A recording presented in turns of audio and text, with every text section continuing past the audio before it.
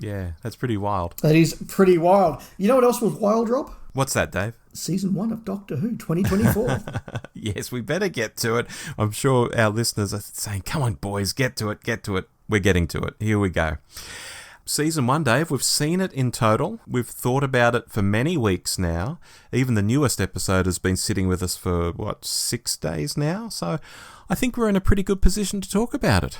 Yes, so we're going to go through each episode. We're going to read a couple of representatives or different or interesting comments from our listeners via various forms, and Rob, you'll talk a bit more about that, and then we'll sort of riff on them, talk about how our views may have changed over the last few weeks, things we forgot to highlight or have now learned that we want to highlight, and just go through. But we'll also be taking some breaks to raise some other bigger topics from time to time as well.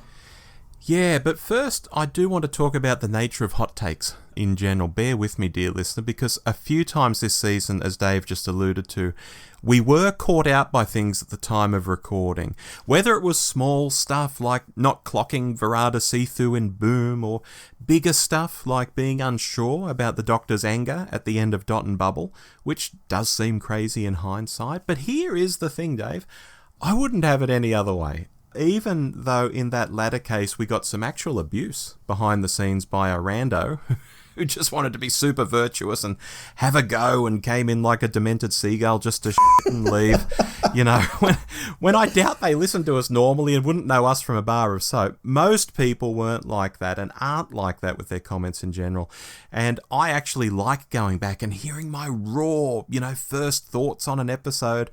Because, unlike podcasts which go out days or even weeks after the event, we don't have the luxury of watching behind-the-scenes videos or reading reviews or debating it in fandom and then laying down a lovely lukewarm take with all the edges knocked off.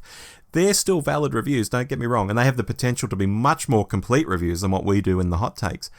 But it's a different kind of review. What we do is what it is, and I love doing it that way. I love the format and stepping up to the microphone to literally say the first thing in my head, even when we make a mistake or we miss something or whatever. So there's my little rant on the nature of hot takes, Dave. Yeah, and it's been fascinating just as a fan and a member of the Doctor Who community, if you want to call it that, to listen to the various different types of takes that are out there. You get the very first tweets out there about, I just saw it, and usually those are very, very positive, because if you're bursting onto social media at the end of an episode, it's usually because you've got something really positive to say. The guys over at Pull to Open, I don't know how they got those out as fast as they did, but wow, they did, and they also had some really good hot takes. Then you get people like the guys over at Flight Through Entirety who do theirs a couple of days later, the guys at Diddly Dum who do theirs a couple of weeks later, and you get a different sort of consolidated view every time. And at the same time, then the longer Facebook posts start to come out, or the longer and more, I don't want to say more considered, because that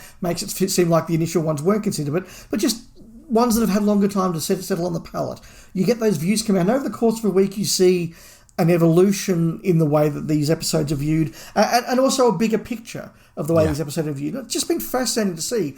As you say, that there's no better or worse. Hot takes, cold takes, whatever. They're all really interesting, but give you a different view and a different perspective. Yeah, but it is us walking the tightrope, I think. It is. And that brings me to sort of the first discussion point that I wanted to raise before we go into episode 1, and that is, I want to ask the question, because I've got a theory, and this is one of a number of theories tonight where I'm not sure I'm sold myself, but I want to put it out there to the listeners and yourself, Robin, and see what you guys think. And that is, have we almost come, not quite come the whole way, but almost come full circle with the idea of disposability of content on television? Because when I think back to, say, the Tom Baker era, that was Doctor Who that was made to be watched that night, understood, and moved on from. And to the point that most Tom Baker 4-part stories, you could miss one of the 4 episodes and still be pretty comfortable knowing what was going on. And yes, when we go back decades later, we can see little nuances in the writing or in the direction or in the performances. We go, I didn't pick it up before, and I'm glad I've watched that a few times now. Of course you can, but they were designed to be watched once, disposable, understood, and move on. By the time you get into the 80s, that's changing a little bit. The VHS is starting to become a thing. And by the time you get to the McCoy era, you have stories like Battlefield and Ghostlight and Fenric that are deliberately designed to entertain you when you watch them, but when you go back again and again, you get more layers. You get what things are being hinted at. You read the Target novels and they add another layer again. There's a lesser bit of disposability there. By the time you get to the real height of the streaming services, where people are going, right, well, if you've paid for your Disney or Netflix or Amazon or Paramount or whatever, you've paid to buy this series or to have this month. You are going to watch every episode. If you want to go back a couple of scenes and watch something, you can, and those things are designed, and Stranger Things is probably the peak of that, designed to be watched again and again and again and take the layers off. I wonder whether that worm is now turning, that cycle is now coming round, and because of the way that particularly Gen Zs consume media now, it is much more designed to be, can this go on Snapchat? Can this go on Instagram? Can this go on, what's the one that I'm not allowed to have on my phone? TikTok. TikTok, thank you. Is it designed to go on TikTok? Is the show now full of lots of great 90-second clips that you could put on TikTok or you can put on Instagram and go, wow, that was a really moving scene. I love the way this episode's doing this stuff, but incredibly quick and disposable, and then you move on. I don't think we're back to the 1970s, but I do wonder if we are now getting a more disposable form of television again. Well, I'll say this much. Just recently, the ABC rejigged all of its digital channels, and the new Family Channel started showing New Who again from episode 1 of 2005, Rose. And I've caught a few of these episodes, and recently I saw The Christmas Invasion, and the other night I saw Tooth and Claw, and I thought, my God, this is such a different show to what I've just been watching for the last 7 weeks, in season 1. And I know we talk about different eras of the show always being different to one another and all of that, but the 2005-2006 era of Doctor Who is so remarkably different from what we're seeing at the moment. Doctor Who has actually shifted, and I'm seeing that even before you've brought all of this up tonight. I'm seeing that, and I was commenting to my wife about it. Just how different was this show, even though it's still the Doctor and the TARDIS having adventures, blah, blah, blah. It's so different. I agree. I concur. Yeah, and as we've pointed out before, watching Rose now is like watching An Unearthly Child during Davo's first season. Yeah. Isn't that scary? It is. So yeah, look, that's just a bit of a thought that I had whilst watching some of these episodes, that maybe I'm watching it with that like 5 years ago streaming mentality when I should be watching it with TikTok eyes. I don't know. It's hard to have TikTok eyes though when you're not into TikTok or don't have TikTok. No. And you're not 20 years old. Yeah. And look, that's a point I'll be bringing back up as we dive a bit further in, but I think it's time to go into our episodes, Rob. Yes, and as you mentioned earlier, Dave, we're going to be commenting on all the episodes, re-evaluating them. We're going to read 2 listener comments per episode to add a little colour from the audience, but this is by no means everyone who wrote in. Some of these episodes we're getting comments on X, we're getting comments on Facebook, we're getting emails. We're getting instant messages on Facebook. YouTube comments. Thank you. Comments from all over the place. So, although we're just going to read 2 out, we're picking from different people. So, you're not going to hear the same voice again and again through these comments. That's for sure. But thank you to everyone who gave us comments on these stories. Thank you so much. It's been a really wonderful discourse with our listeners, and we really do appreciate it. Yes. But let's kick off with Space Babies. Space Babies! And I'm going to read a comment from Nightcore Benji via YouTube. They say, I thought this was the episode I was going to hate the most. It did feel like a light, fluffy, silly Doctor Who story you would find in a Big Finish short trip or Doctor Who annual. I sat through it okay. Millie was adorable with the kids. She's going to make a great mum someday. Cast her in Call the Midwife, Heidi Thomas. The ideas were clever. It was just all right. Glenn Hewitt via Facebook says, I enjoyed it for the most part, but it felt very light and fluffy, and I could pretty much see how the fate of the boogeymen was going to play out. It did feel like a discarded Christmas episode with a light sprinkling of Rose. Space Babies essentially did what it says on the box. I was taken out of the episode due to the slightly dodgy CGI on the mouths of the babies. The idea didn't really land with me and felt more like a 90s children's program or film. The saving grace of the episode was Shooty himself. He seems to possess the manic energy of both Matt and David, and I found him a delight to watch. I'm keen to see him be given some heavier material to work with. Yes, so what do we think? I mean, shockingly to me now, Dave, I gave this 6 out of 10 on our hot take, and I'm instantly revising it down to 4 out of 10 now, having seen the whole season.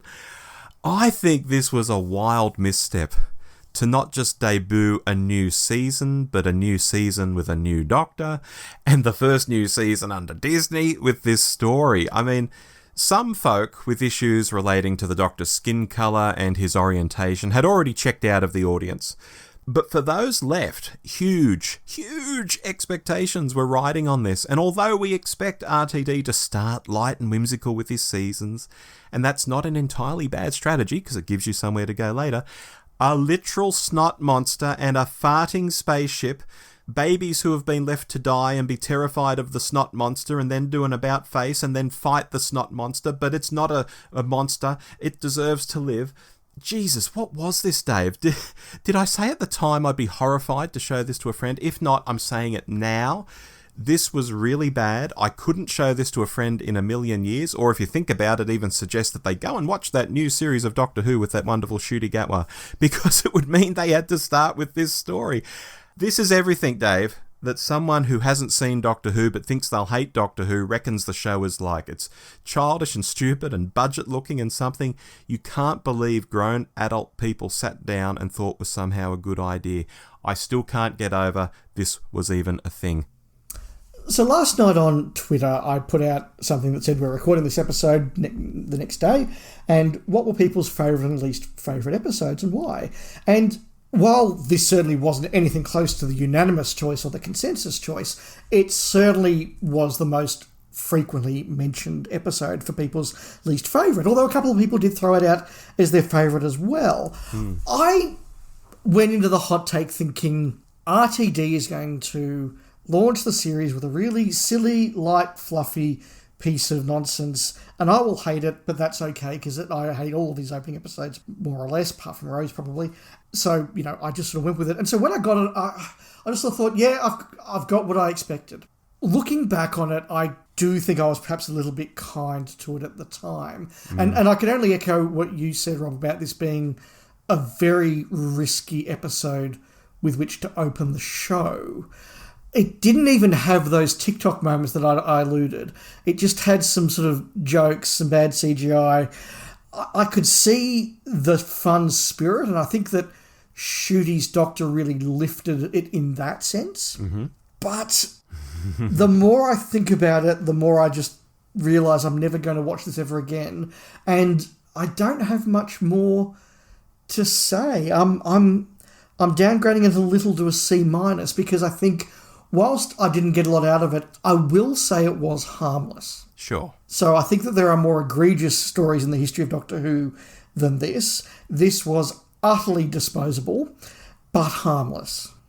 As I say, I just still can't believe this is a thing, but let's move on. The Devil's Cord, Dave. The Devil's Cord. I'm going to start with a comment via Facebook from Nick Pickering.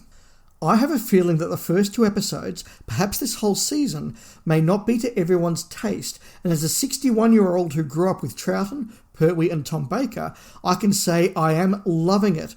It's energetic, inclusive, as in bringing in a new audience and engaging the established one, I hope, more cerebral than it appears, and more than a little perplexing.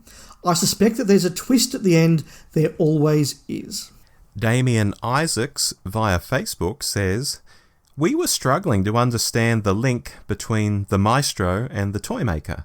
Are they one of the Toymaker's legion, and were they able to enter the universe due to how out of whack it is?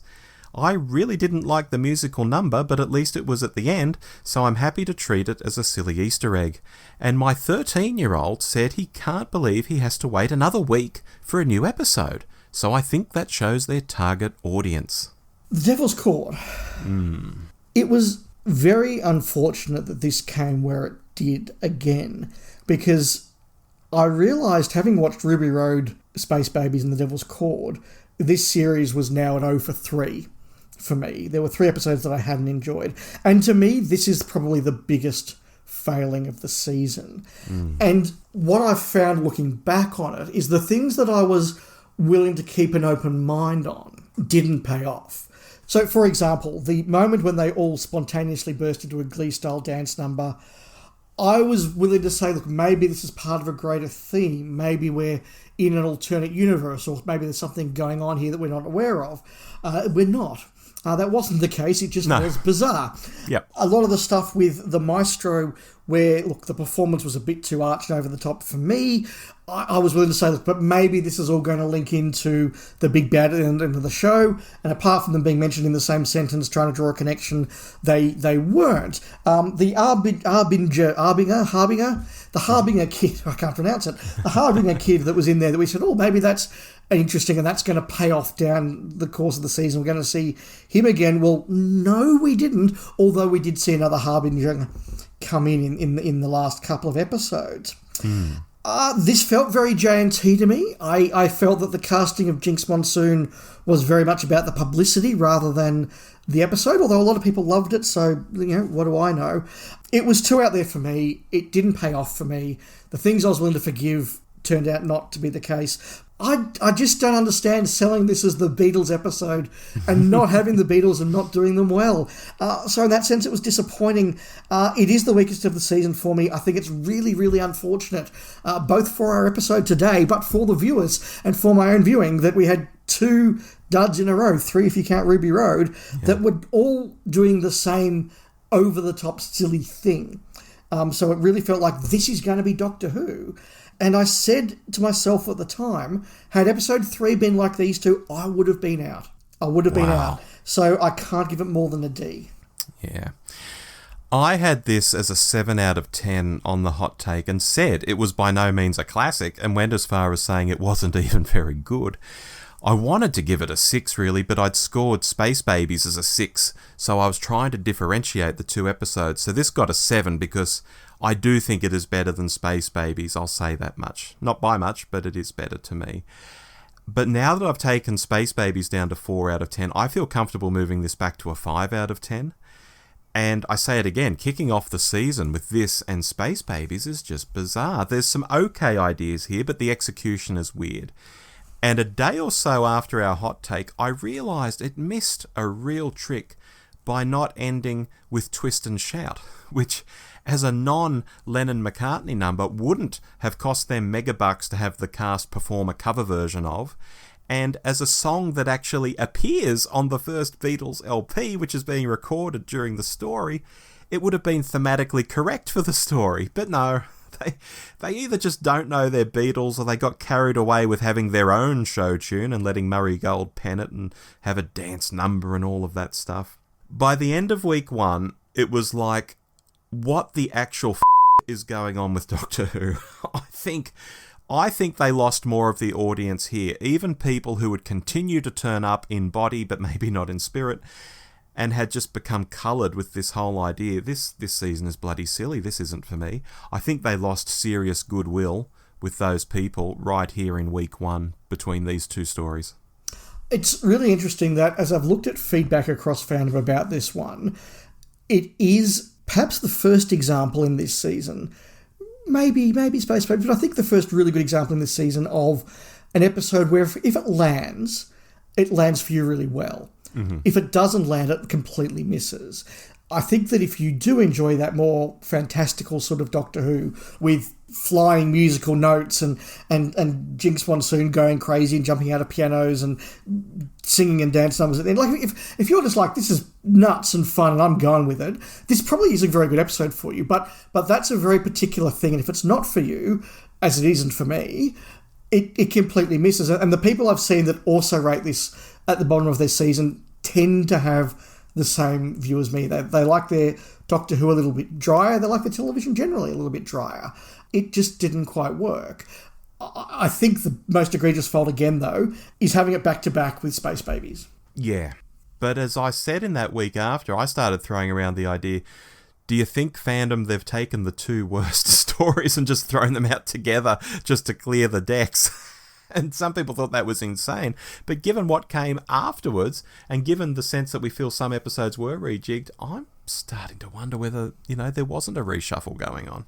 Look, there definitely was a reshuffle going on. Whether it's for the reason you suggest or not, I don't know. But I do think that putting your two most wacky episodes back to back at the front was a huge risk because, look, I was willing to give them one more go. I think a few fans weren't. Yeah, absolutely. We've seen that on social media. Some people checked out. And Dave, I've got to say, if I want something wacky and crazy like this, I'll go and watch Who Framed Roger Rabbit. Something that does it, really, really well. I don't need Doctor Who to do it for me. I really don't. But just around the corner was Stephen Moffat's Boom. Yes, and Mike Solko, friend of the show, writes via Facebook, "Yep, that was a Moffat story. The landmine concept was great, Shooty and Millie were great, but the rest of it fell flat. A small-scale story depends on characters, and the supporting characters felt barely sketched. How does a kid living in a war zone not understand the hologram remains? Did the crushing couple have any chemistry outside of exposition? I'd give it a 5 out of 10. It was no space babies." Jeremy Power via YouTube says, "You guys nailed it on both the good and the bad. One thing that stood out to me was how much the Doctor seems to cry lately. It's not the heroic image we have come to expect from the Doctor, and it didn't even seem necessary for the story, given that it's only a few episodes into the season and the stakes are pretty low. This kind of emotional display isn't the best way to present the Doctor to a new audience on Disney, who are used to seeing heroic characters being stoic and strong in the face of adversity." Interesting. Dave, going into Boom, I was already in the mindset of, far out, those first 2 episodes were awful and seem even worse now that a week's gone by. But here comes Moffat to save the day. And I actually had to be really careful not to buy too heavily into the fact Moffat was here and maybe they'd push the 2 silly episodes to the front of the season, and that might dupe me into thinking this one was better than it actually was. And I did like it, but I don't think I was duped. Our hot take does make it clear that this isn't The Doctor Dances or Blink or The Doctor Falls, but still a decent story, and my 8 out of 10 rating is coming down a little, but only to 7.5 now. There were some niggles I had with it, they remain, but I'm reasonably happy looking back on this one. We're presented with this abnormal scenario. Shooty is dialed back because he literally can't move for most of the episode. And I think, I'm not gagging to watch this in another month or two, but in time, this is going to be an episode I will want to rewatch at some stage. I can't say that about the first 2.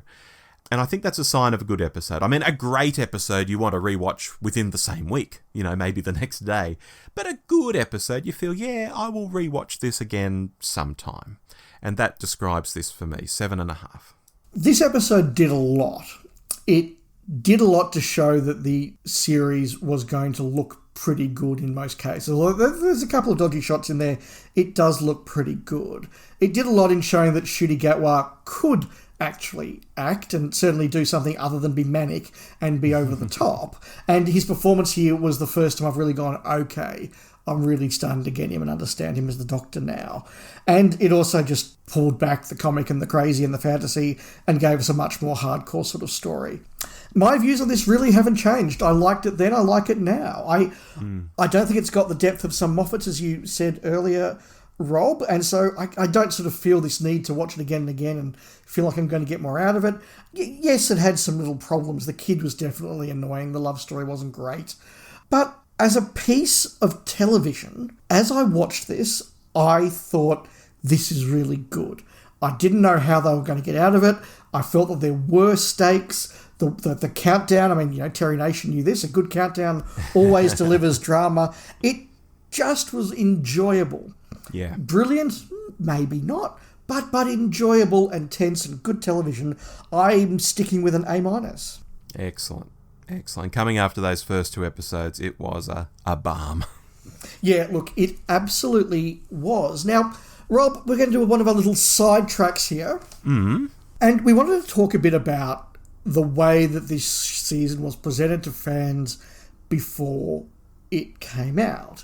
And I think it's worth really teasing this out a little bit because a couple of people, yourself included, have sort of talked about whether they really made a big mistake in what they were going for and all the rest of it. And I said, look, I don't know that what they were aiming to do was a mistake, but I think the way they chose to do it was a mistake. And that is, at the end of the run, RTD came out and said, well, don't forget we're aiming to get a new young audience here and bring young kids into the show. And that's the correct thing to do. I mean, what Barry Letts did so very well in the 70s, and Hinchcliffe to a certain extent as well, was to make Doctor Who that was appealing to kids as they got older, and families would continue to watch it, but new kids coming in would go, oh, hey, I enjoy this show, I want to now watch it more. And we do need to get a younger audience in. And sometimes if you're aiming for a younger audience, that does mean that you are going to start to isolate or to not satisfy older audiences. That is just the nature of the beast. But I think had RTD come out and said things like, I just want everyone to know we need to renew the series. Part of that is getting a younger audience in there. So look, we are going to be putting in some Gen Z friendly stuff, some kid friendly stuff. It's going to have a slightly different tone to what you're used to. But hang in there with us, long-term fans. Hang in there with us, classic fans, because even if the start seems a little bit disjarring, there's going to be plenty of what you love in there. There's going to be the same old Doctor doing adventures in time and space. There'll be a couple of little Easter eggs in there for you as you go along, so stick with it. Instead, what he said was, we're going to upset all the right people. This won't be for some people. Shooty Gatwa came out and said, if you don't like it, go out and touch grass. And I just think to myself, why would you do that? Why would you have fans sitting there going, well, hang on, he's saying from the start it's not for me. And then you open with 2 episodes that are a different tone. And I think a lot of fans who had stuck with the show for a long time, fans who are not haters, they're not bigots, they just want a good adventure of a series in the tone they're used to, said, well, okay, this isn't quite what I'm used to. And they're saying, if I don't like it, bugger off. That makes it very, very easy for people to bugger off. Yeah, really does. Yeah, I'm absolutely convinced, Dave, that RTD has a picture in his head, and possibly this is influenced by Disney to some degree too, of the ideal Doctor Who viewer in 2024, and he's really chasing that hard. And I've got to say, these people exist. You could draw up a profile of different attributes. I can think of at least half a dozen fields, starting with age, under 30, maybe even under 20. And moving through political bias and all manner of things, and find people who tick off all the boxes. So it's not a fantasy. These people are real. They're an audience. But if you take a step outside into the broader fandom, and this is what you were just mentioning, you find tons of people who don't fit the profile at all. But they love Doctor Who too, or at least are trying to love it in the current iteration. But the vibe they are butting up against, as you say, from the showrunner down, seems to be, yeah, if you other people want to watch this, fine, but the show's being made for this ideal viewer, first and foremost. And cards on the table, I think it's crazy. Doctor Who has always done best when it's not chasing viewers and is just well-written adventures in time and space that aren't trying to shoehorn in aspects blatantly designed to appeal to some audience members and not others. Because newsflash, you shouldn't need to pander to certain select audiences to get people into the Doctor Who tent. The broad concept alone is enough to bring a diverse audience in. That's how it's always been, which, ta-da, includes the target audience, if you're chasing one. You just write good stories. This stuff isn't rocket science. Yeah, and I want to bring in here a theory that somebody else has raised. And again, this is one of those theories that I'm not sure I'm completely convinced by, but I want to put it out there for the discussion and to prompt some, thought and feedback from the audience. And this is from a YouTube movie reviewer by the name of Dan Merle, who I've been a long time fan of for years and years and years. He's a very good movie reviewer. He's not one of these YouTube, like, I saw this movie, you will never believe what happened next, sort of, review. Right. He's a good, level, steady, proper professional reviewer, and he reviews TV shows from time to time as well and talks about these stuff. And he did a bit of a piece on Star Wars The Acolyte. And he put forward this theory, which is what he calls victory laps. And he said that most of the audience today, most mainstream people, totally understand that television now needs to be more diverse than it was in the 1970s when they were making Star Wars for the first time. You're going to have a more multicultural cast, you're going to have more LGBT characters, you're going to have more women in high prominent high-profile roles, certainly than, the Hinchcliffe era had. And that's a really fantastic thing, and nobody in the audience is going to have a problem with that. What they do have a problem with is when Disney decides to take a victory lap and go, before you've even seen this show, we're not going to tell you about how great the adventure is. We're not going to tell you about how great the characters are. We're going to tell you about how much diversity there is. And we're going to tell you about how many LGBT characters there are. And we're going to tell you that we have really good, strong, black, lesbian women. And everyone's going, well, great. Is the story good? What's the show about? Are the characters interesting? Are the characters well performed? Is there lots of good, wacky adventures? And he postulates, and I have some sympathy, but as I say, I don't know if I'm convinced, that if Disney, and in this case the BBC, didn't do those victory laps, didn't do the whole, hey everybody, look at how awesome we are and how diverse we are and how modern we are, and just did it. Just let the show speak for itself. As we'd say in footy, let the scoreboard do the talking. Yeah. I think that perhaps would work very, very well. And I do think that's a good analogy. You have those flashy footballers. And, there was an old coach here in Australia that said, mate, you can wear whatever colour football boots you want as long as you're on the scoreboard. Yeah. And I think that's the thing we need in television. Be diverse, have messages, be liberal, whatever you want to do. Fantastic. Most people want that. Most people are cool with that. But if you're going to wear those bright footy boots, you've got to kick goals and be on the scoreboard. Don't take the victory lap before you've even played the game. Yeah, I was thinking of a show, I can't think of what it was recently, but the press release went out about it, and it was all of our directors are women. It's wonderful that behind the scenes there's diversity and women are being hired in equal ratios and all of that sort of stuff. Yes, but it's what you've achieved with the stories. It's the stories that people care about. It's the stories that people are watching. People aren't watching because women directed all the episodes. That's not why people watch shows. No, I remember when Rachel Talalay first started directing Doctor Who, and I had no idea who she was or that she was even directing, but I remember watching some of her episodes and going, that was really, really well directed. Who did that? Rachel Talalay. Wow, she's magnificent. And gee, how good is it that Doctor Who's getting some women directors on board? Fantastic. Yep.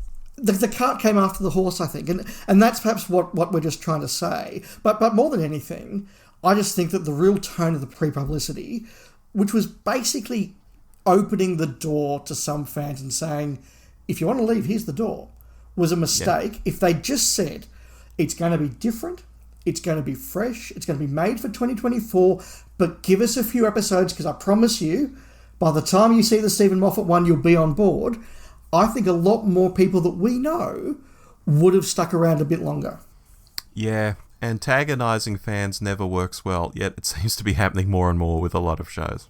It really does. But back to the episode, 73 yards. Carla Duzaman Kajal via YouTube says, I felt the episode was gripping despite the confusing elements. The Ruby mystery has me hooked very closely, and I can't wait to see what happens next.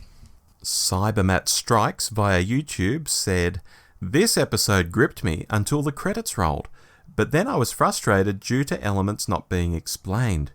It was enjoyable, even if it was a typical RTD magic reset at the end. Not sure it will stand up to rewatches. I'm willing to let things go until the end of the season in case some elements get explained in the Ruby mystery. Gosh, he'll be disappointed.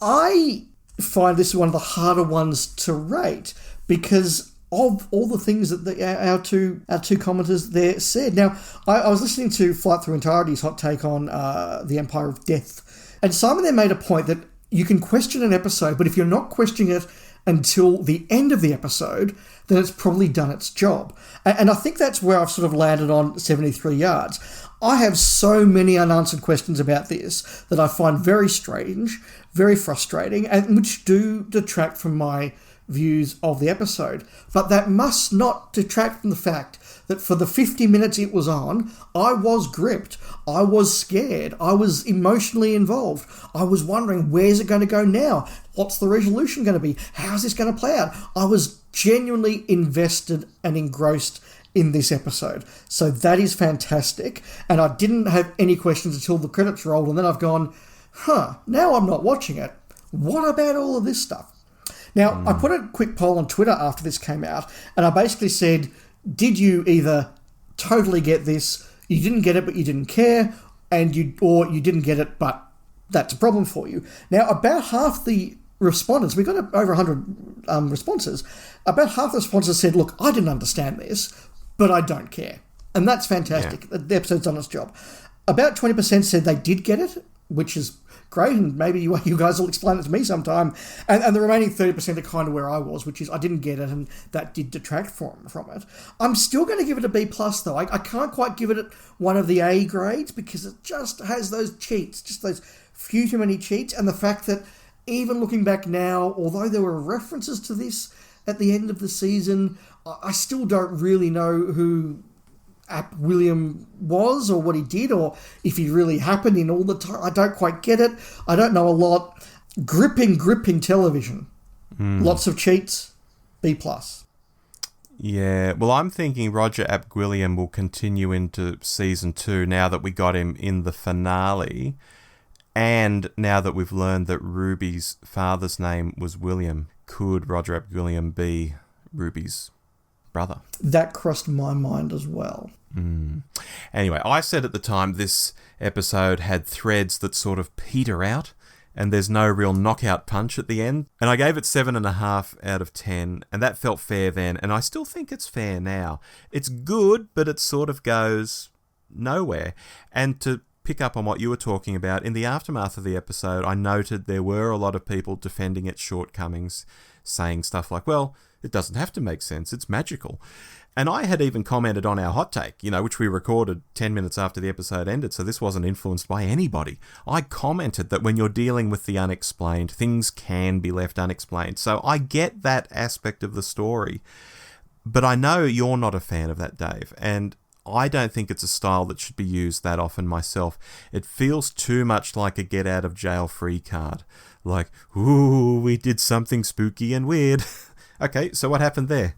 Well, we don't have to tell you, you see, because it's unexplained. Ooh, Do you know what I mean? Like, I do exactly, and I think it is just a case of how people are wired, and I fully accept that I'm in the minority on this one. A lot of friends of mine who are long-term classic fans rate this one as the best of the run. A lot of people who replied to my tweet last night rated this one as the best of the run. So it clearly landed. And as I said, it's fantastic television.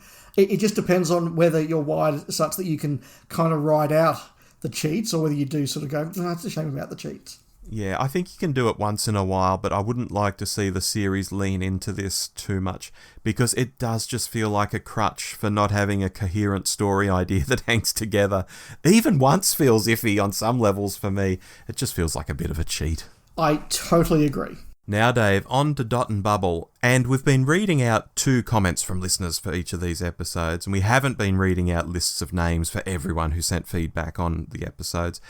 But for this one, because the feedback was so extraordinary, we want to note some really great comments on this that we're not going to be reading out from Andrew Cottier, John Shaw, Shaggy Hess, Lucky Meat, Glenn Hewitt, Chris Horman, Matthew McCain, Cyberman Strikes, Heather, John Bishop, BMC, Chris Dodds, Baz Warrington, Sheldon Carnegie, Barry Bellend, Phil Edney, Alan Bradley, Patrick, Peter Deadman, Mark Scales, CJ Scrubs, and Maxon.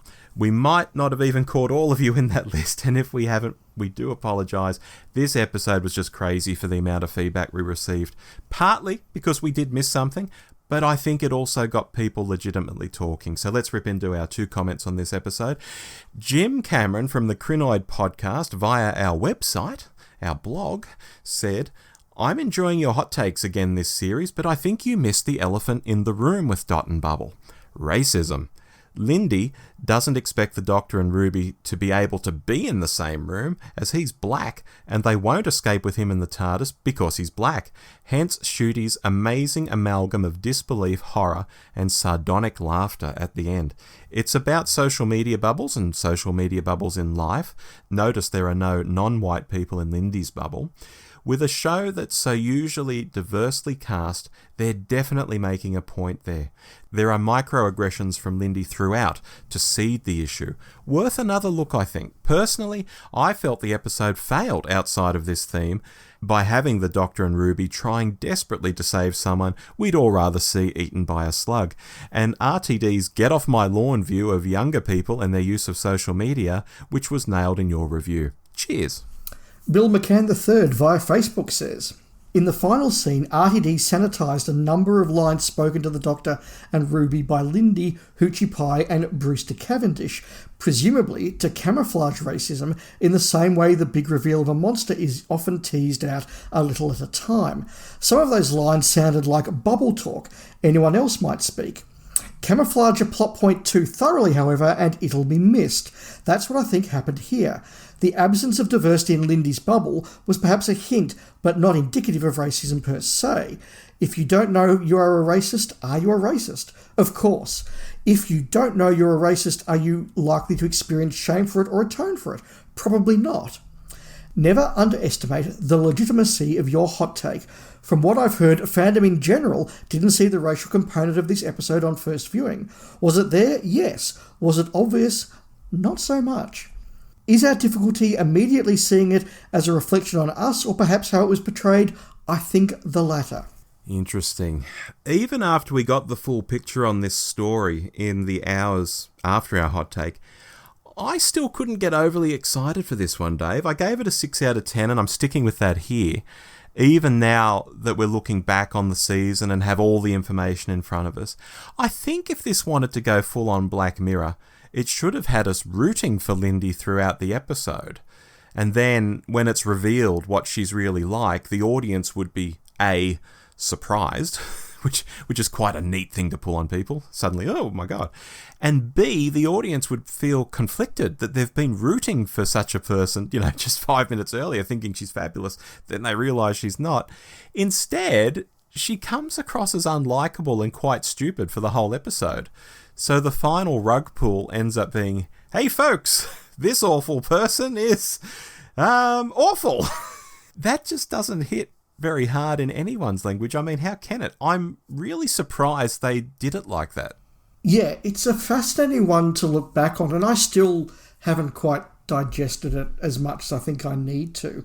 I've got to say, once it was pointed out to us all the stuff that we'd missed, and to be fair, we knew we'd missed something. There was a lot of stuff we're going, there was something about that scene that doesn't quite work, or there's something about the ending that, well, we've missed something here. And once you get all the sort of the little indications of what were missed, the different comments, the fact that she won't do what a black doctor says, but basically a white analogous of the Doctor who says exactly the same thing she listens to, and all that sort of thing. There's some really clever writing in there, and I give it credit. I didn't see that at the time. But as Bill McCann says in his feedback there, we certainly weren't alone in not getting what this was about. And listening to a number of hot takes and a number of comments, it's probably about 50-50 people who really got this episode and what it was about on the first run. And I was listening to Nathan on the Flight Through Entirety hot take, and he said, I wasn't counting how many people of multicultural background there were in her bubble. I was counting how many queer characters there were in the bubble. And I was doing the same thing. I'm going, she's got a lot of very gay friends, isn't that interesting? And also he spoke about, I think this is where we went, if you pick up the whole get off my lawn, young people are using social media and it's making them dumb, if you get too stuck into that, as we did, you're not going to look for the other theme. And I do wonder, if you're going to do a racist take, or a take on racism, I should say, is making it so subtle a good idea? I don't know. I genuinely don't know. But my problem with the episode remains, whether these are bad characters because they're stuck in a social media bubble, or they're bad characters because they're from the planet of racists, I still didn't like all the stuff about they're so dumb they can't even walk without a dot. They can't even fend for themselves. Walking into a pole that she can see is there. Yeah. She's not blind. Yeah, and like, being racist doesn't make you dumb. There are, unfortunately, some very intelligent, very clever racist people out there. And if only, racist people were all dumb, uneducated, that would be fine. But yeah, you wouldn't have them manipulating others, yeah. Yeah, that's right. It's like that little speech that Giles gives in an episode of Buffy where he says, oh no, it's all very easy and clever in the future. Bad people all have horns and tails. And Captain Picard gives a very similar sort of speech in one of my favourite episodes of of Star Trek The Next Generation, the drumhead, Villains who twirl their mustache are very easy to see. Those who clothe themselves in good intentions are not. And I think that, the greater warning about racism is the people who clothe themselves in good intentions or intelligent discourse, and just saying that they're all a bunch of people who are so stupid that they walk into polls and deserve to get eaten. I just don't know if it lands the punch it should. It lands the punch in terms of, oh, wow, they're racist, twist. But is it making a point? I don't know. I generally don't know quite yet if this is a really subtle masterpiece or a missed opportunity. I almost wasn't going to give it a score myself. I was almost going to say, this is too hard, Rob. I need to assess it more. But look, I'll give it a B-, and I think this and 73 Yards are the two that maybe in a year's time we should make a point of coming back to and rewatching again and going, how do they stand up? Because this could go up to an A+ or down to a C+, depending on how I feel over time. Yeah, well, I believe RTD's even posed the question, how long did it take you to notice everyone was white? And I think, well, that would be a totally fair question if this story was set in a small town in California or something. If it was that, sure, you need to be wondering what's going on here. But on an alien planet that we know nothing about, is it honestly the first thing people are looking for? Making a comparison with 21st century Earth populations. Maybe some people do, but really not everyone, as many of the reactions in fandom bore out, something wasn't necessarily missing for them at all. And I'll just add too, Dave, I note this one is already starting to age similarly in fandom to the Zygon inversion, where people get really excited about the Doctor's war speech and go on about that scene to this day. Yet you never see them mention anything else from those two episodes. And it's the same here. It's all about Shudi's performance in the last few minutes. Did you see Shudi? Wasn't he good? But what about the rest? People aren't mentioning that now. I think the overall effect is an ep that RTD really wanted to say something with, and for sure it's got people talking. But I don't think it hits the mark squarely, and I take up your challenge to watch it again in a year or so. And I think this is another of those examples where RTD's his own worst enemy. If he'd come out in his commentary afterwards and said, subtle, wasn't it? Racism can be subtle. We need to be careful. We need to be vigilant. Just look how easily we can miss it. I would have gone, yeah, that's a really good point. Look, I'm a white middle-class man. Yeah. Maybe I do take a few things for granted, and that's a really good point. But when he frames it as, how long did you take to spot how many black people there were? If it took too long, ... Yeah. That's where you go, well, no. Yeah, that's exactly. not the right discourse to have. So look, I think we both labelled our hobby horses there. Let's get on to Rogue. Okay. Holly Flynn via Facebook. I really enjoyed it, but I thought the monsters were a bit underwhelming. Probably because we'd seen what they looked like so many times from promo photos and trailers in the lead-up. Shudi's Doctor looked fabulous and had a lot of fun in this ep. He also got quite a bit to do for the first time in a while. Groff was gorgeous as Rogue. Not as OTT as Jack Harkness, but he definitely had that vibe. I got a bit glassy-eyed, I must confess, when he sacrificed himself at the end. It totally left it open to bring him back, though, which I'm here for. I enjoyed Ruby's role as confidant to Emily too. It really reminded me of Rose's interactions with Gwyneth in The Unquiet Dead. Overall, a good-looking romp with good performances. Excellent. I'll just say hello to Holly. She messaged us just before the show began to ask if we were dropping it tonight or on Sunday. And I had to say, Holly, it's going to be Sunday. So, hello, Holly. Baz Warrington via Facebook says, just a cool adventure with the Doctor. Pacing was good. The two leads and guest cast were on point. Always lovely to see old Doctor faces in the show. The only negative is it makes me feel a need to go full historical with these settings. Good stuff. Rob, I said on the hot take this was my favourite of the run up until that point, and I've got to say it is still my favourite of the run. Mm-hmm. Referring again to the tweet I put out last night, there were a number of people who said this was their least favourite episode of the run. Yeah. There were also a number of people who said it was their favourite episode of the run, and I know amongst my friendship group I have a number of people who really liked it and a number of people who didn't hate it but just said, I got nothing out of this. And I think this is just another example of a episode which lands for some people and doesn't land for others, and that's just the nature of the beast. I think that Gatway gave a great performance. I think it looked absolutely sumptuous. I was here for it. And look, do I like the Doctor being horny? No. But I've made my peace with that. And I've now just accepted that, well, you know, he's now probably shagged a couple of companions and River Song and, you know, one or two others along the way. So, hey, if that's happening, I might as well enjoy this courtship. And, you know, I bought into, you know, Shooty and Groff because I'm a big fan of both of them. So would I like the Doctor not to be horny? Sure. That ship sailed, and given it's happening, I thought this was a fun iteration of that. Yeah, bring back looms. I'm totally here to bring back looms.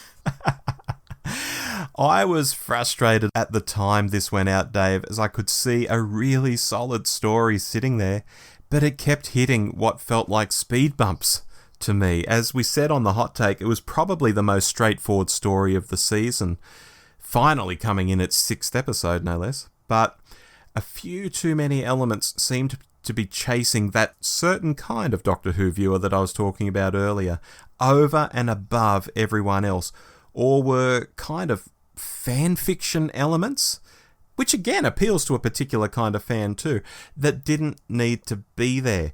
Let's be meta. Let's mention cosplay. Let's keep saying Bridgerton. Let's make the Doctor fall instantly in love. You know. While this no doubt gave the writers huge satisfaction, and in turn people who think like the writers, they'd be on board too, there's a broader audience out here getting nothing out of these plot points. So it could have been better, I think, so very easily, just with a nip and a tuck here, less indulgent to the writers, what's obviously their personal fantasies, and we'd suddenly have a pretty darn good episode. It would still look like Bridgerton. We just wouldn't hit the audience over the head with that repeatedly. The Doctor could still have his kiss at the end, but we wouldn't rush into have him falling instantly in love and having a party pash, 20 minutes in. Let that stuff percolate a bit longer, culminating in the kiss, and so on. I'm sticking with my 6.5 score from the hot take for this. It's not a bad episode at all, but it could have been so much more. Rob, I agree with absolutely everything that you just said. Mm-hmm. But if I can quote Sunset Boulevard, I'm just too in love to care. It just worked for me. I enjoyed it. It's my favourite of the run. I'm giving it an A. Fantastic. And that does bring us to our final little breakout comment here. And I think that one of the things that has harmed a number of these episodes and the series overall is the limited number of episodes. Because back when we had 13 episodes under RTD's initial run, you could have a couple of big epics, the opener and the closer, a couple of oddball stories, something doing something a bit different, a bit out there. But seated in between those 7 or 8 episodes, you would have 4, 5, 6 very normal episodes. And they were never going to be the classics of the series. They were never going to be special and grand and all the rest of it. But they just added a little bit of buoyancy to the series. And they just counted that all out. So if you've gone, okay, that episode was a bit out there for me, it was a bit wacky, not sure I like that, there'll be 2 very normal ones around the corner, then something very different as well. Maybe something very epic or something differently toned again. But it just gave you that safety net across a season where you could go, okay, even though they've got the odd one, and Classic Who did this as well. J&T used to talk about the oddball stories in seasons, but they'll be balanced out by a very traditional bunch as well.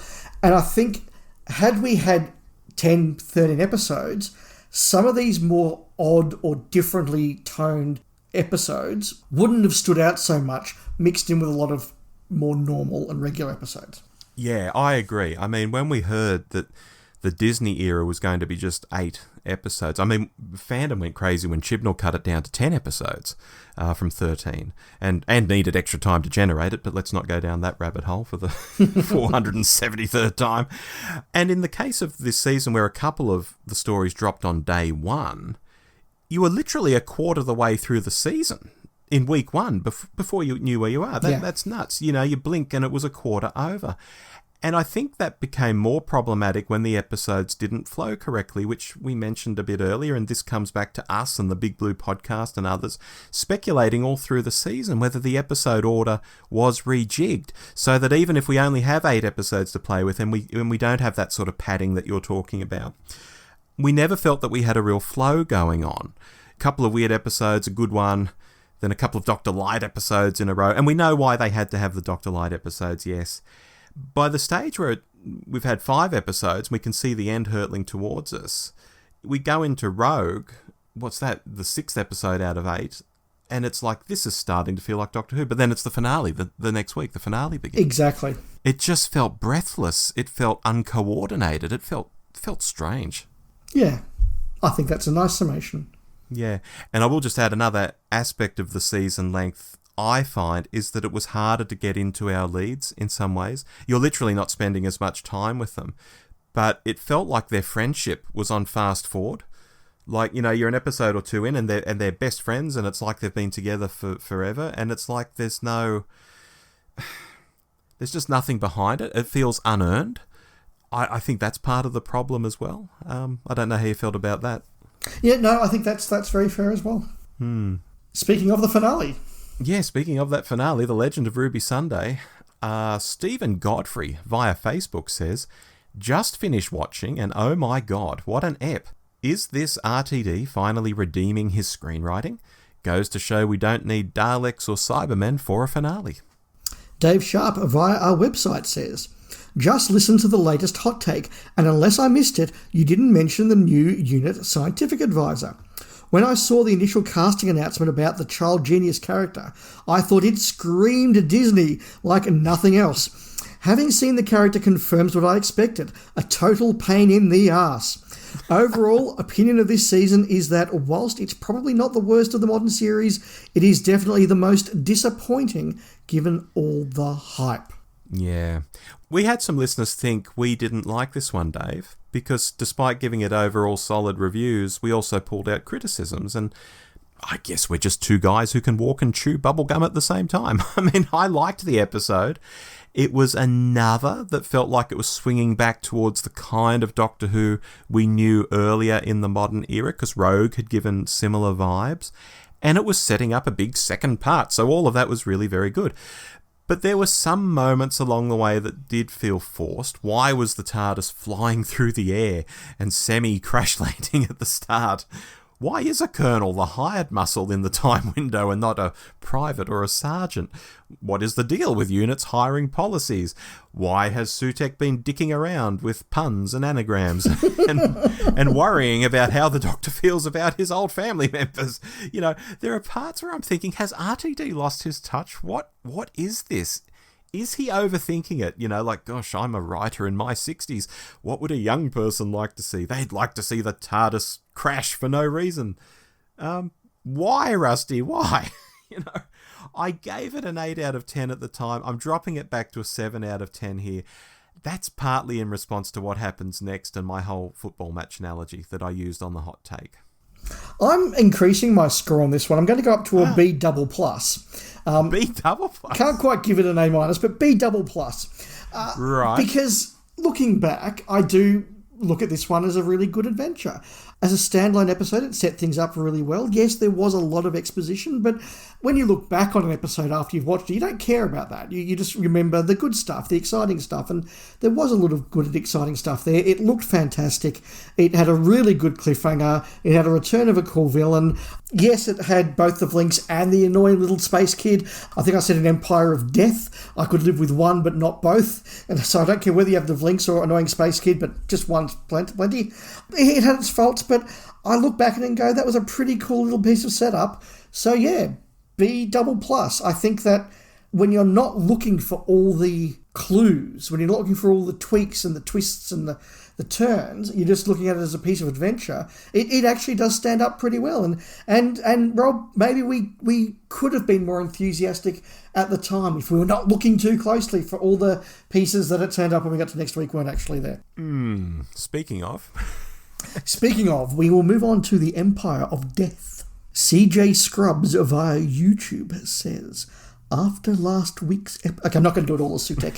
After last week's episode and the amazing reveal, which I did not see coming, I can't help but feel disappointed. This feels like a similar situation with the Series 3 finale, where all of the stops were pulled only for a big reset to happen with next to no consequences. Also, the reveal of Ruby's mother was anticlimactic. I don't see any other way of looking at it. For the whole series and a Christmas special, to be building up to this is just disappointing. I'm looking forward to whatever Mrs. Flood is revealed to be in the future, hoping for another Missy or a Rani reveal. Okay. Hercules Flexing via YouTube says, "Hello lads, from a late evening in a very, very, very hot USA. Enjoyed listening to your show. Wish I had enjoyed the episode, but I disliked most of the writing. The visual effects and performances were proper highlights. However, I was very distracted by how flimsy the plot worked together. I was definitely left with many questions that I don't expect to get answers to, and am feeling less enthusiastic about the next season. I'll spare you a list of specifics and just write that I am left in the ballpark of being as disappointed with the show as I was during the Chibnall era." Earlier in this podcast, Rob, I talked about Simon from Flight Through Entirety saying that it didn't matter if you had a lot of questions after the show if you didn't ask them whilst you were watching it. And I said that 7 3 Yards did that very well. The problem Empire of Death has is that I was asking these questions whilst watching it and I was distracted by them. As we said only a week ago in our hot take, if we wanted to pull this episode apart, it would have been phenomenally easy to do. We didn't even go into why there's a strange future where Roderick William was the Prime Minister but wasn't. We didn't go into what the whole death plus death equals life thing means, or why towing Jackal Sutek around the vortex brings everybody back to... Like, there was just so many things in that you look back now and you go, what? Just what? Was it a great piece of spectacle? Yes. It looked fantastic, but my God, it fell apart. Yeah. And the longer I have with it, and the further I get away from that, okay, this looks great, I'm kind of rolling with it, and just go, yeah, but what about and the ending? And I just go, it has fallen down a bit. I'm giving it a B minus. Get me another week. That could be down to a C plus. I don't know. Yeah. It's just really hard to score again because we're back to that thing of spectacle. If you just want to put Shooty's speech into a TikTok, or you just want to put the end of Sutek stuff into a TikTok, or you want to put Roby's really cool moment, God of Nothing, on a TikTok, you could watch a few little TikTok videos and go, that was awesome. And maybe that's what RTD is trying to do. And if he was, credit to him, he pulled that off brilliantly well. But for all of us not watching on TikTok, there was another 57 minutes, and they didn't really hold together between the epic moments. Yeah, didn't this one go down like a lead balloon in the week after it went out? Not just with us, but with a lot of people. I was surprised just how hard this fell. I really, really was. Yeah, well, it's the one I'm downgrading the most because I gave this an 8 out of 10 to match the first part. And now that I've dropped the first part to a 7, I'm dropping this even further. I'm dropping it down to a 6, as I think there wasn't as much going on as in the first part. And it's interesting, Dave, because on reflection, I feel I could sit here and say this was dumb and that made no sense and this other bit was cringe and so on, and actually give it an even lower score, like a 5 out of 10, and feel that I could really justify that. But then I think of how this bit worked, or I liked that bit of acting, or how visually it went down, and how for an episode of this type with the puzzles and the twists, it did its job for being an RTD finale, and 5 out of 10 wouldn't feel quite right. So I'm very conflicted about this, because to say it was really good misses the bad stuff, and vice versa. Yeah, exactly. Yeah, so I think a 6 out of 10 in response to the first part being a 7 out of 10 shows where things are at for me. There's a bit there, but it's not super. If a non-fan asked to see this, I could show them, and I wouldn't be hiding my head in shame, which is what I'd be doing with Space Babies or The Devil's Court or something like that. But I wouldn't be expecting much of a response. Maybe a Marvel type of pop culture fan would see something in this, as it was quite Marvel in some ways. And again, that's an aspect of the audience that RTD is possibly chasing. And again, if that was his intent, well, great. Yeah. He gets full marks for doing that. He delivered that intent. Yeah, I mean, I'm looking at two sides of the ledger and I've got boxes ticked in both. So I Yeah, feel yeah. very conflicted about this one. Yeah, and we've still got opening questions about, is there more to Millie than we know? Is there something in that drop about her father's name that's going to pay off? We know there's going to be some Mrs. Flood stuff to come. There could still be links. So, there is also a chance that stuff here that we have said, well, they didn't pay that off, is going to come. We know some of it's hanging over into Series 2 as well. Yeah, exactly. Now, we've had many commenters through this episode, and we thank everyone again for their participation throughout the season on social media. And as a great example of the questions we've been asked by people, I've got some here to riff on quickly from Adrian Beck. Dave, he sent these via X. He's at Adrian Beck Books on X. I'm going to throw these out there. Maybe I'll toss them to you like a ball and you can just hit them. Can do. See where they land. Steve Waugh slog sweep. Exactly. When do you feel Shooty fully became the Doctor? Straight away? Boom for me, when I saw he had more to his bow than just exuberance. Boom for you? I actually really liked him in the debut, in the Christmas special. Okay. Yeah. Is it possible to age out of Doctor Who? I've been feeling that way with Star Wars, but nothing to do with the Disney connection. I think that absolutely your tastes change as you get older, but also I think that properties change as you get older. And I was thinking about this today when I was listening to a couple of other reviews.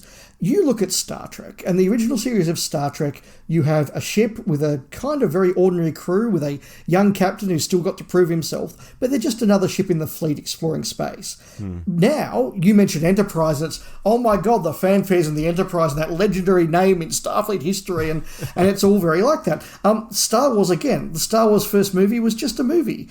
Now, you mentioned certain things, you mentioned Luke Skywalker, all the legend that is Luke Skywalker, and Doctor Who's the same. All of this stuff like, no, Doctor, where you come, you bring hope, and you're so... like, all of that just wank that I can't stand is only natural as properties become legendary themselves. And so times change, you change. I think we grow, not necessarily out of love with shows or grow out of shows, but I think we can come back and forth with shows, and different eras are going to mean more to us at different ages. I agree. I aged out of Doctor Who big time in my teens, and I came back to it. Yes, absolutely. Yeah. Another question. As you've alluded to, was Ruby's resolution reworked due to her possibly unplanned departure?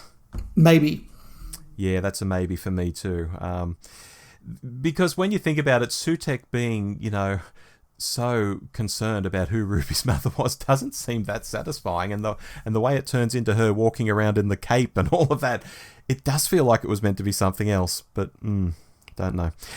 Another question. Is trolling too much of an emphasis in the writing, and why try to annoy the die-hard fans? Yes, I don't know, and I explored that earlier in the episode. We did indeed. With media being more fragmented than ever, ratings debates are flawed. However, RTD has said they're still not where he'd like them to be. Is this likely to threaten spin-off potential? And based on this series, do spin-offs seem like a good move? I think that the advantage of having spin-offs is that you can do different tones. You can do a Mandalorian and an Andor. And I think that would be useful for Doctor Who. Have a skewed, young, really silly spin-off. Have a drier, more Andor-like spin-off. I think that's the real advantage of having those platforms. As for ratings, I think that every series now is a bit more transitory than it was, and Doctor Who does run that risk. Yeah, and for me, like, in the last 24 hours, we've seen more rumours about the war between land and sea happening and going into production. So it seems that the ratings haven't affected that happening, but perhaps it was just so far along, they're just running with it. Are they a good idea, though? I don't know. I'll have to see what they do with it. I mean, to me, the idea of, sea devils coming out of the sea and terrorising people who aren't the Doctor, is that interesting? Is that what it's about? I don't know. It doesn't seem that interesting. I'm not sure. I'm just going to have to see what happens. Fair enough. And finally, what was the twist at the end? Mrs. Flood? I think so, but I'm not sure. Yeah, I mean, if we believe that Ruby and her mother had a different resolution, maybe that was going to be the twist at the end and it didn't happen. So Mrs. Flood is our twist at the end. Yeah. Look, Dave, before we get into our final thoughts on this, I also want to say one thing during our season of Hot Takes. We were regularly hitting the Great Britain TV reviews charts on Apple Podcasts, which was such a thrill. We were getting into the top 10 every week. We also bothered the Australian top 10 on a regular basis, and that's really fun. And what was even more fun, well, for me anyway, we hit number 1 for quite some time in Antigua and Barbuda. So if you download us out there in the Caribbean, do drop us a line. We'd love to hear from you. In fact, we'd love to hear from you wherever you are. You know, you might not think where you live is very interesting to us, but it is, you know, because for me, Dave, there's a romance of reaching someone's ears in a little town somewhere or a far-flung country out there on the globe. There's no way we'd know these people otherwise, yet through this medium of the podcast we do. So please write in. Please do. Yeah, it's fantastic when you hear stuff like that. Yeah. Alrighty, concluding thoughts on Season 1. And we're going to do a bit of a sports desk here too, Dave. So should we toss a coin? That seems appropriate for a sports desk. Sure, go for it. Okay. Heads or tails? Heads. It's tails. I'm going to go first. Look, I'll come out and say it. I'm fatigued with everything having to have a double meaning in Doctor Who, or be an anagram, or people being potentially 47 different characters, or possible characters, or this relating to that. I would kill for a series of 8 unrelated, interesting adventures in time and space that could be viewed in any order at all. And I know that's not even going to happen with Season 2, as there's carryover already happening from this season. Maybe in the 3rd season we could have something more straightforward. If there is a 3rd season, it hasn't been greenlit yet. I just kind of hate the way Doctor Who fans are now conditioned that everything is a puzzle.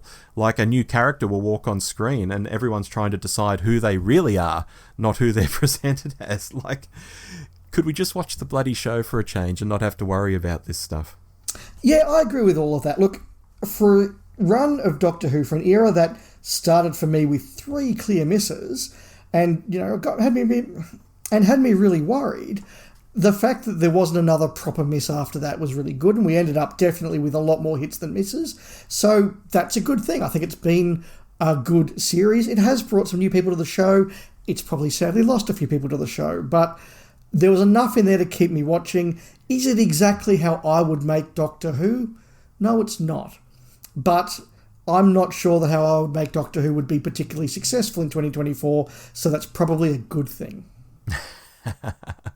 And on that bombshell, should we go to the sports desk? Let's go. All right, here we are at the sports desk, where we'll look at the play of the season, the foul of the season, and the player of the season. Dave, do you want to hit us with your play of the season?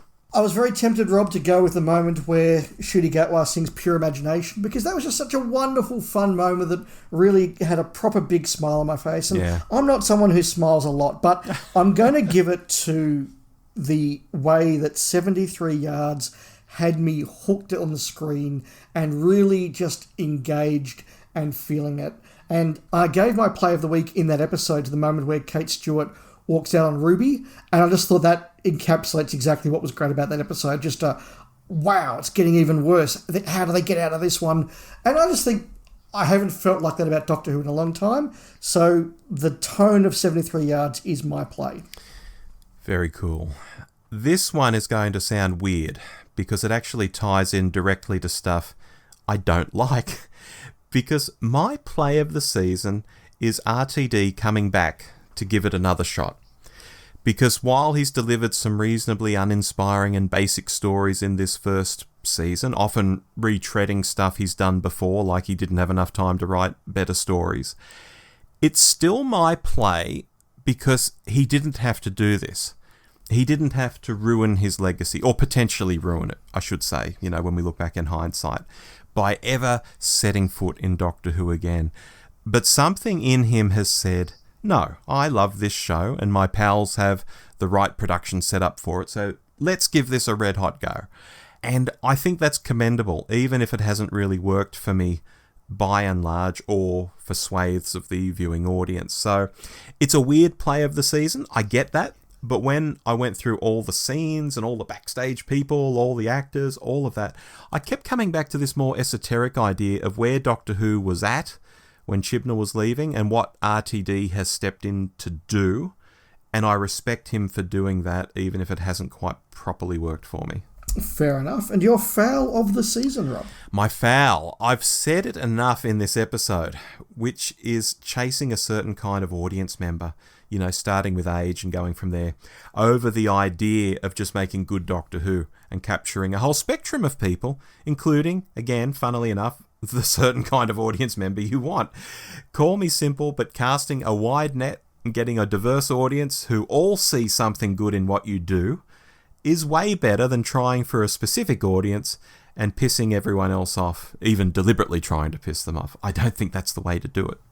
Fair enough. I came close with my foul to talking about the season's order, and we've talked a bit about that, you know, putting those two we think weaker stories up the front, but I'm going to give my foul to the decision in Dot and Bubble to be a little bit too subtle and a little bit too knowing and a little bit too twee. Yeah. I think that Russell T Davies had a chance to do something really spectacular there, and perhaps because he's just trying to be a bit too clever, not quite landing it, and therefore not quite getting the discourse out of it that it was worthy of. Yeah, fair enough. Which leaves us player of the season, Dave. I'm giving it to Ncuti Gatwa. He's stepped up to the role, displayed quite a range of acting, and the only thing holding him back, I think, are the scripts. Either the stories aren't quite up to it, or they're giving him stuff to do which doesn't quite work with a broad audience, and he's been smashed for that in some quarters. But the man himself, and the acting ability he's shown at times, and the potential he's shown in some scenes, in some stories at other times, I think is really interesting, and he's a doctor worth my time. So Ncuti Gatwa. It's always very hard to pick the player of the season because there's so many different ways you can do it. Look, yeah. Ncuti Gatwa had some really good moments of play, but he also had a few unforced errors. Millie Gibson was solid all the way through, but just workman in such a way that didn't really sort of get, you know, that special player of the season. I'm going to give it to somebody who came in at the end of the game and just kicked a couple of really important goals and really landed things, and that's Bonnie Langford. I think that she was just the thing in this season when I look back and go, that was just a wonderful performance, and it was a wonderful performance where it was needed. That's really interesting, but really cool that you picked Bonnie. That's Series 1. Yeah. Yeah, we're done. Isn't that amazing? And yet I have more pages of notes here, Rob. I have letters and what we've been watching. Oh, we've still got... Better crack on. Yes, the show goes on, folks. We have got listener emails from a bunch of you. I'm going to start off with one here from Jonathan Harding. He says, "Hi, guys. Thanks so much for continuing to do what you do. Your hot takes were the first place I went after managing to catch the new episodes. I pretty much always enjoyed them more than the actual TV episodes." That's lovely to say. "I'll keep this short as it sounds like you have a busy show." Yes, indeed. "But my highlights from the series in no particular order. Ncuti. He was the Doctor from the second he split out of Tennant. He's given us such great acting. Moffat's return. I will always love him. 73 yards, continuing a sense of menace. Mel, having decent scripts with no need to scream. And the silent interlude in The Devil's Chord. Sadly, I have a lot of negatives, almost all of which you've highlighted, such as less RTD writing next season, please. A lot less. He seems to be in for the very long haul, and I'm hoping it's going to be less hands-on as time progresses. Having said that, my son has shown interest in this season for the first time. It may be that it's right for him, or just that he's reached an age where it's right for him. He turned 11 in April, so maybe there exists long-term hope with De Youth. Thanks again, Jonathan Harding." Thanks, Jonathan. And menace is the word I was looking for to describe 73 yards. So that I wish I'd read that email about 20 minutes ago. That's perfect. Cool. We have one here from our friend Neilers C in Carrickfergus, Northern Ireland. Neilers says, "Garbage. Nope. They bring back Sutek, a supervillain from one of the greatest Doctor Who stories of all time. Why is he jobbed out so easily? Why would he care about who Ruby's mum is? How does this make sense? Nonsense. Keep going on about Susan, even showing a clip of her, and the payoff, non-existent.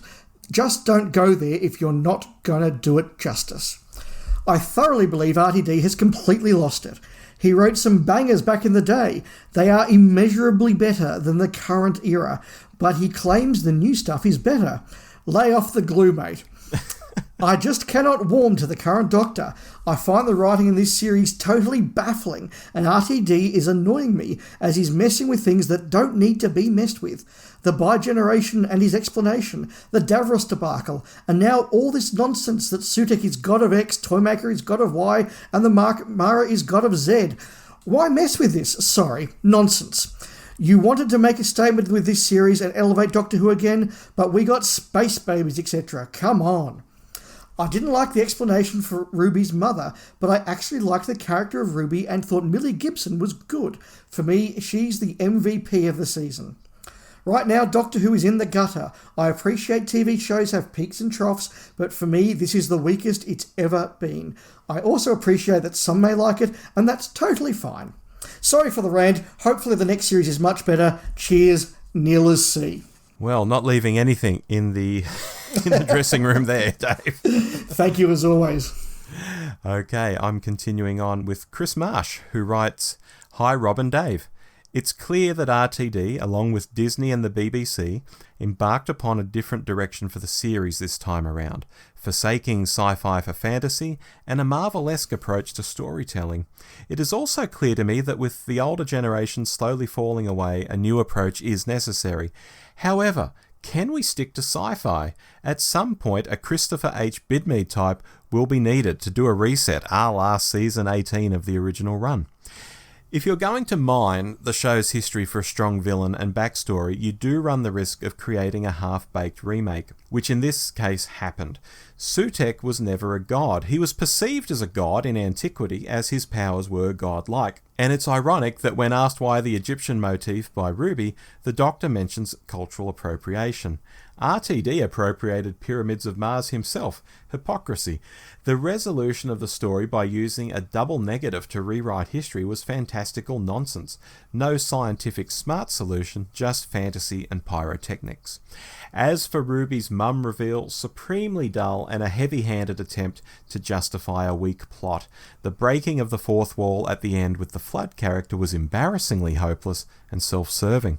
The Doctor, constantly throwing emotions everywhere, is also inconsistent with his age, experience and backstory.